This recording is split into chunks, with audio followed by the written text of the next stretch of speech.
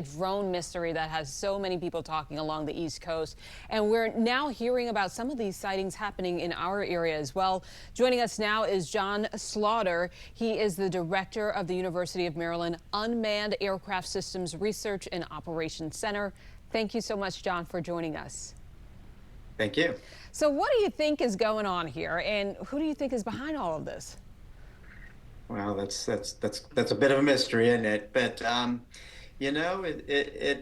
it's a challenge. Drones come in all shapes. They come in all sizes. They are stealthy by design. They're quiet. So, is there something up there? I'm sure there is. What is it? That's a little hard to say. It's you can detect a lot of these things electronically, but sometimes you can't. And I think that from what I've been reading, that seems to be the case with some of them.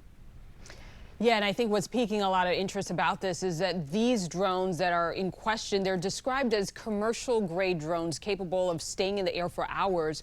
What are some of the risks of taking down one of these drones to get some answers? That was suggested by a lawmaker to shoot it down. Well, yeah. So actually, you just can't do that because that is against the law. That's against federal law. So drones are aircraft under the law, and they are treated exactly the same as shooting down an airliner. You can't do it. It's a pretty severe penalties go along with that. Interestingly, the same rules with the operators. If you were to find the operator of a drone who was using it in a legal manner, a law enforcement officer couldn't lay a finger on him until that drone lands, because under the law, interfering with that drone operator is the same as interfering with the pilot of an airliner in the flight. And we know the government says that there's no national security threat here. What are some of the security concerns, though, that you would have with so much that's unknown right now? Tell us about the capabilities of some of these drones and what they could potentially be gathering. Right. It could be anything from, typical camera footage to just video imagery. They carry all kinds of sensors that can look at different parts of the spectrum, whether those be infrared. There are multispectral sensors. There's lots of different ways they can look at things with cameras.